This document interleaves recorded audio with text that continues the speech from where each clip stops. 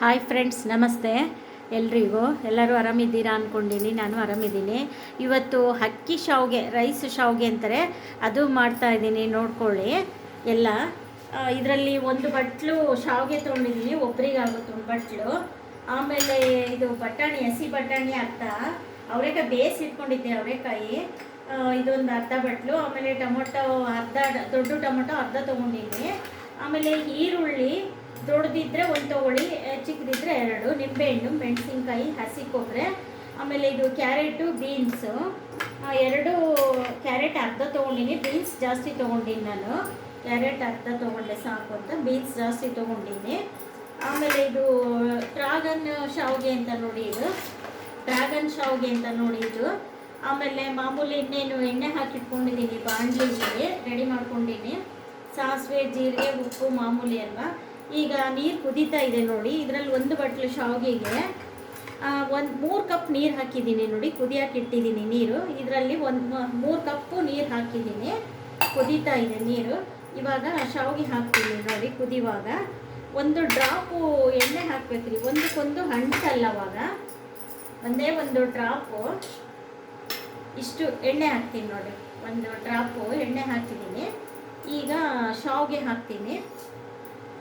ಹಾಕಿ 1 ನಿಮಿಷ ಹಿಂಗೆ ಅಂದ್ಬಿಟ್ಟು ಎಲ್ಲ ಈ ಥರ ಸ್ಟವ್ ಆಫ್ ಮಾಡಿ ಮುಚ್ಚಿಬಿಡ್ಬೇಕ್ರಿ. ಇದನ್ನು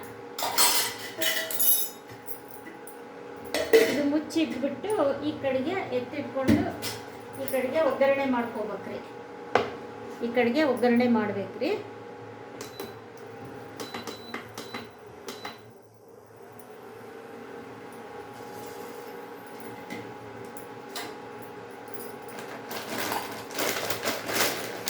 ನೋಡ್ಕೊಳ್ಳಿ ಇನ್ನೊಂದ್ಸಲಿ.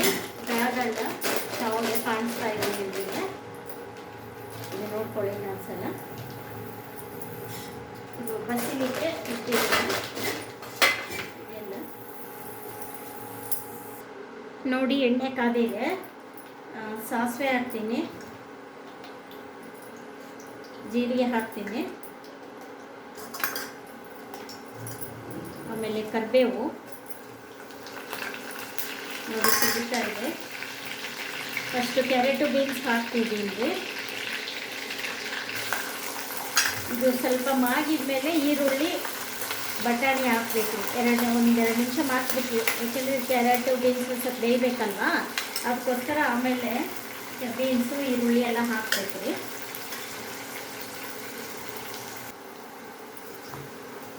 ನೋಡಿ ಇವಾಗ ಬಟಾಣಿ ಹಾಕ್ತಾ ಇದ್ದೀನಿ, ಅರ್ಧ ಬಟ್ಲು ಬಟಾಣಿ ಹಾಕ್ತಾಯಿದ್ದೀನಿ. ಈಗ ಹಸಿ ಬಟಾಣಿ ಸೀಸನ್ನು ಹಾಕ್ಕೊಳ್ಳಿ, ಚೆನ್ನಾಗಿರುತ್ತೆಲ್ಲ. ಎಲ್ಲದಕ್ಕೂ ಯೂಸ್ ಮಾಡಿ ಹಸಿ ಬಟಾಣಿ, ಏಕೆಂದರೆ ಅದು ಇವಾಗ ವಿಟಮಿನ್ ಸಿ ಇರೋದ್ರಿಂದ ಎಲ್ಲದಕ್ಕೂ ಯೂಸ್ ಮಾಡಿದರೆ ಆರೋಗ್ಯಕ್ಕೆ ಒಳ್ಳೆಯದು. ಅವರೆಕಾಳು ಹಾಕ್ತಾಯಿದ್ದೀನಿ.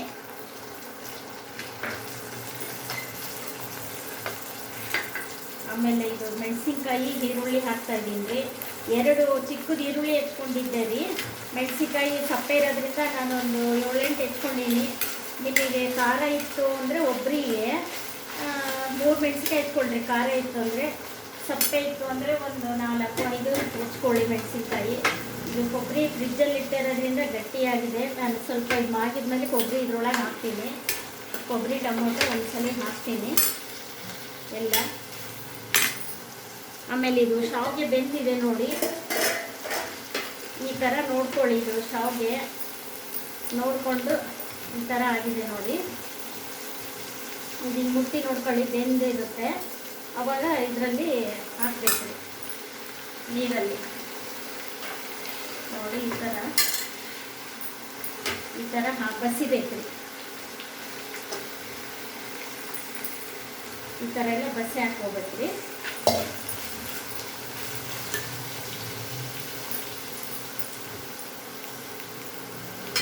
ಆಮೇಲೆ ಒಗ್ಗರಣೆಗೆ ಅರ್ಧ ಸ್ಪೂನ್ ಉಪ್ಪು ಹಾಕ್ತಾ ಇದ್ದೀನಿ ರೀ.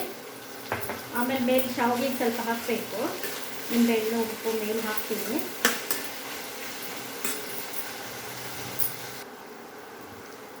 ಟೊಮೊಟೊ ಹಾಕ್ತಾ ಇದ್ದೀನಿ ಇವಾಗ. ಸ್ವಲ್ಪ ಟೊಮೊಟೊ ಮಾಡಿದ್ಮೇಲೆ ಒಗ್ಗರಣೆ ಹಾಕಿ, ಆಮೇಲೆ ಚಿಕ್ಕದು ಅರಿಶಿನ ಹಾಕ್ತೀನಿ.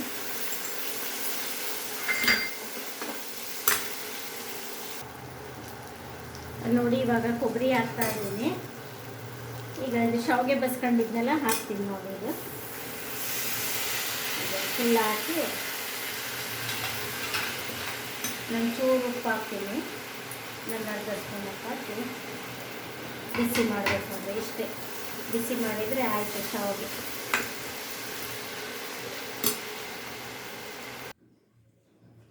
ನೋಡಿ ಇವಾಗ ನಿಂಬೆಹಣ್ಣು ಇಡ್ತಾ ಇದ್ದೀನಿ.